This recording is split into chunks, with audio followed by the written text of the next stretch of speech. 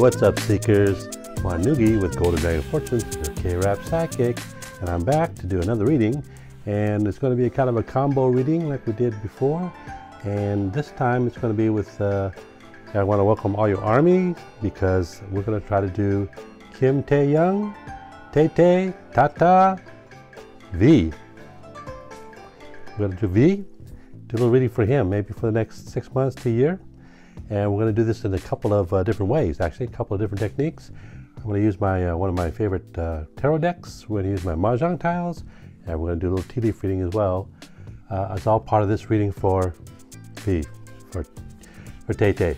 So let's get started, all right? So here we go.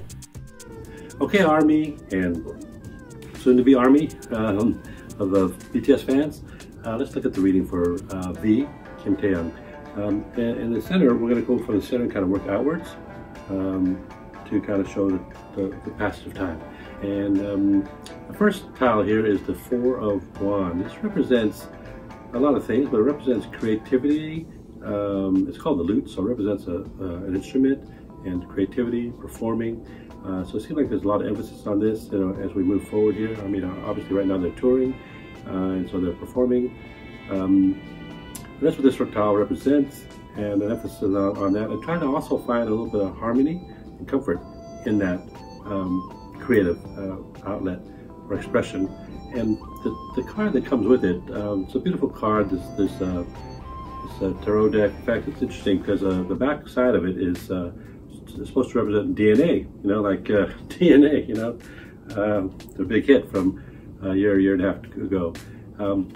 But the front side is called Courage. It's called the Seven of Wands.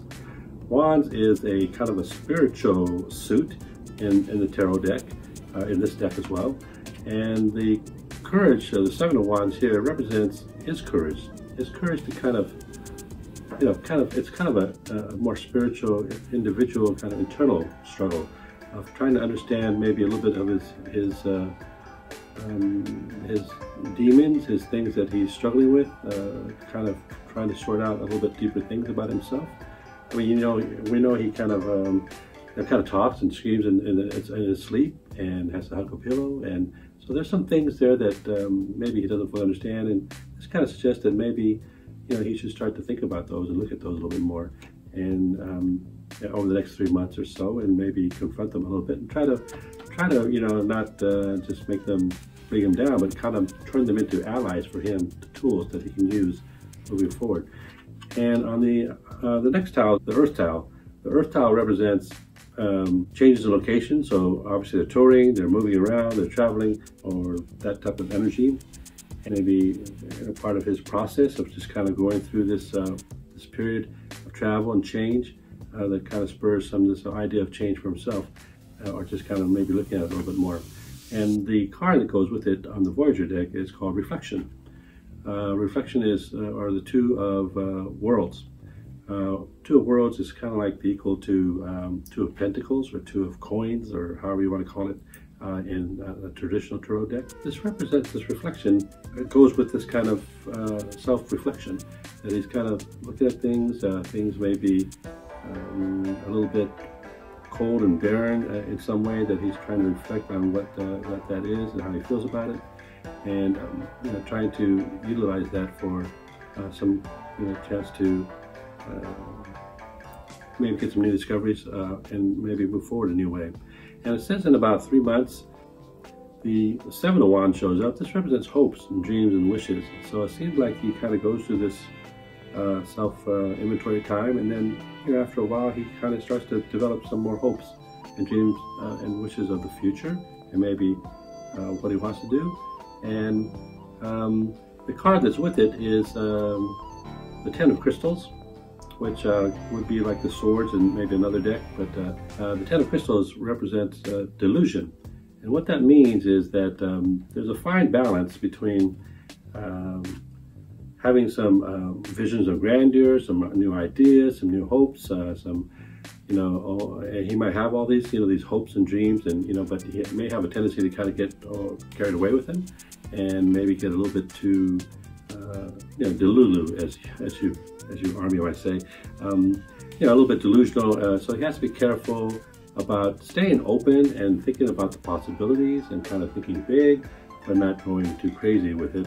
And he probably won't. He's just going to be, I mean, we all know he's a little bit quirky anyway, and so maybe he does this a lot anyway, but it seems like there's some bigger plans and bigger thoughts that he's going to start to kind of be open to and thinking about around this period, particularly about 3 to 6 months from now.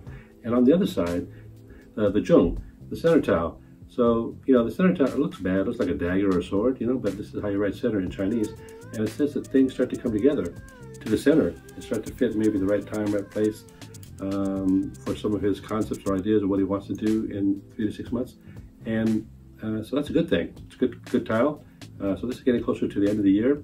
And it says that the card that goes with it is the Zero card, the Fool Child. Represents this, this kind of wonder, this kind of childlike willingness to kind of explore and just, like you're going out there like a 2-year-old, just want to see, like the whole world's available to me. I just want to go out there and find it and discover it and learn more and grow a little bit, I mean, it's a little bit fool child because, obviously there's the real world out there and you can't be totally naive about it, but it's maybe a willingness to kind of feel that, kind of explore that way and be open to it. So, again, maybe this fine line between delusion and expansion and growth, he's walking that line and trying to make it come together in a good way for him. Probably by around the end of the year is when it starts to come together a little bit more. And as you go a little bit more, the house tile shows up, the 5 of Wands, and this represents that he might start to change where he spends his time and get some different venues or places where he spends his time. This represents the walls around him, the buildings he's in, and that might be evolving and changing in a different way, and the energy of where he spends his time is going to be changing, and his pattern is going to be changing. And the Child of Crystals shows up as well, and this is called Learner. So it seems like he wants to kind of go out and maybe learn new things, go into different places that might give him exposure to new knowledge, new inspiration, new awareness. So maybe he's, contemplating maybe a creative energy and effort that might start the new year, maybe for a new solo or some new concepts of music, and maybe, just about himself. So the Child of Crystals is called, and it represents kind of more of the same energy about kind of exploring, open up his mind to just kind of wonder and like a kid first seeing crystals. It's like, wow, this is great. And then on the other side, it says there may be some travel that may be involved, or some something that has to do with land and property. With the Earth tile showing up, represents this emphasis on land, property, or location, or change of location. Same kind of energy. And the dullness, the 7 of Crystals shows up. And this represents kind of a little bit of a caution that, to not succumbing to his own fears and, things that are holding him back, and maybe have mental dullness, and trying to maybe keep that childlike wonder to move forward and not get too fatigued in his, pattern or routine or his struggles of all the demands on him. And so, it's about, when it's kind of, again, creating balance between the wonder and trying to explore and do new things. And, with the dullness, there's a good side to the dullness, which is sometimes you just need to rest. You need a little bit of lack of stimulation and just kind of, quiet down a little bit. So there's going to be that struggle a little bit, maybe in the first quarter of next year or so. But it seems like it's about expansion and growth. And we go out about a year, maybe 9 to 12 months from now or so. It comes back to this hopes and dreams and wishes. It seems like he's got some new ideas, got some new hopes and new dreams and new wishes that he wants to explore and maybe act on. And the card that goes with it is the 10 of Wands. The 10 of Wands represents growth. There's going to be some growth and a new spurt for him to kind of maybe grow, not only maybe professionally, but personally, and maybe subconsciously in a way that might be good for him. And on the other side, it seems to say that he's going to have a little bit of flexibility around this time. The willow tree is kind of bending with the wind, not breaking. This 9 of bamboo represents the willow tree. And the card with it is called Setback, 5 of Worlds. So it seems to say that there may be, you know, he may kind of get out the gate here and may want to see a path and wants to go for it. And but there may be a little bit of a disappointment or a blockage or an obstacle that so it needs for him to be a little bit flexible. If he's flexible, even though he might have to kind of step backwards, that'll allow him to move forward maybe a new way and maybe find more success, you know, as he moves forward beyond a year from now. So that's what it says. Now, it might be interesting to point out that there's not a lot of energy about a relationship. So all you shippers, you know, I mean, you know, there's not a lot here that talks about that type of thing. It seems like more it's an internal growth for him, kind of an understanding of himself more. I mean, he's 24, and you know, moving toward 25, so this period. So, you know, and so he's going to be kind of going through these things more on a personal level than on a relationship level. So.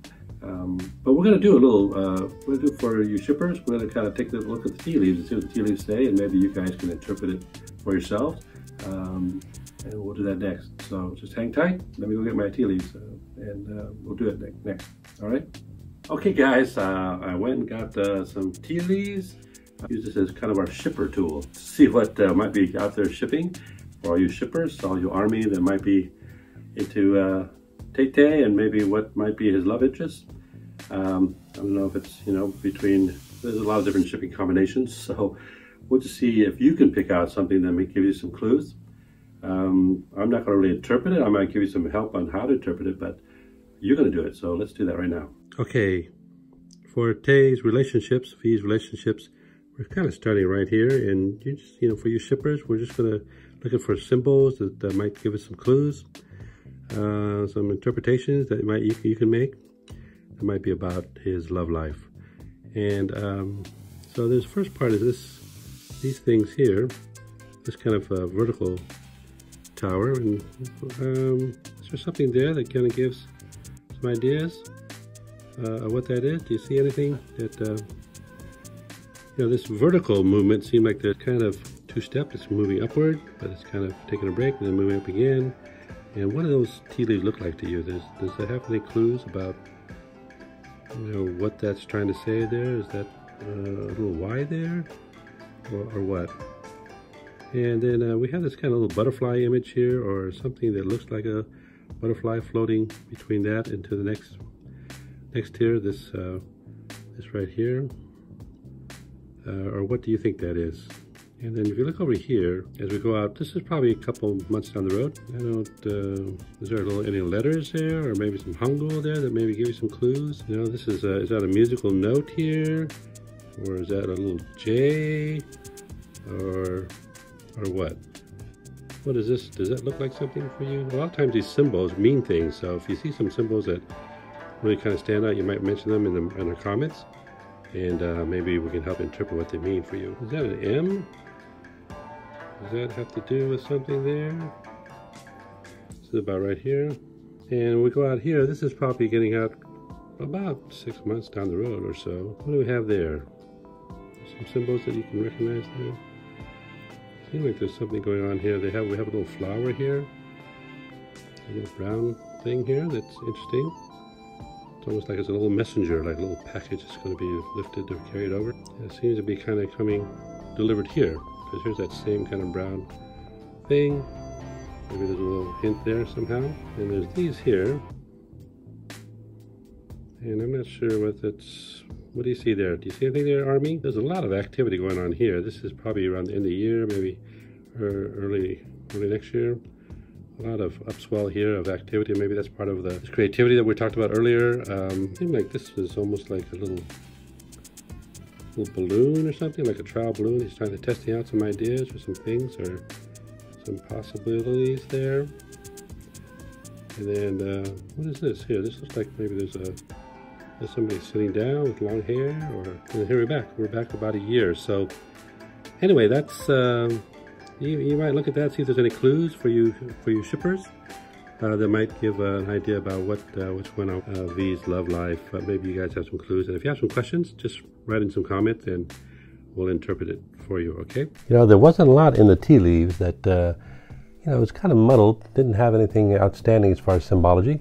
So I did see a J there, I think. Maybe, you know, but we know that Tae is close to Jin and Jimin, so maybe that's part of it. But maybe there was something else, but didn't seem to be a lot there.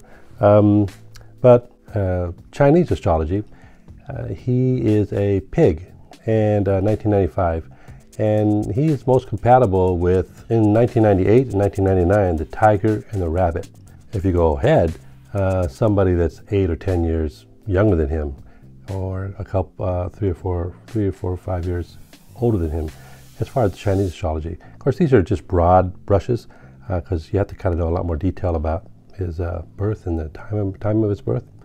And then in the Western astrology, he's a Capricorn, like me, and born December 30th, 1995. It was a Saturday, and he's probably most compatible in, you know, generally for sun sign compatibility. Obviously it's a lot more complex, because we have to know a lot more detail about like the time he was born. But he's very compatible with Taurus, Virgo, Pisces, maybe Scorpio, and he's not that compatible with Aries, Sagittarius, and Leo. And also in the Chinese astrology, he's not that compatible with Dragon, Snake, Monkey, and Ox. And Ox is in 1997. If you want to look at the years and the months, they might give you some clues about what might be a good ship companion. You know, I mean, obviously you can always keep shipping.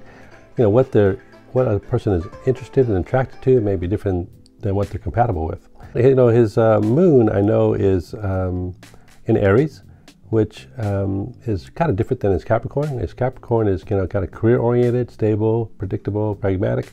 The Aries is much more mercurial, much more, well, it's actually ruled by Mars, but it's about movement, making things happen, ambition. You know, gotta keep moving. They gotta keep moving all the time, the Ram. And I think his Virgo, which would kind of influence his love life, is in Aquarius.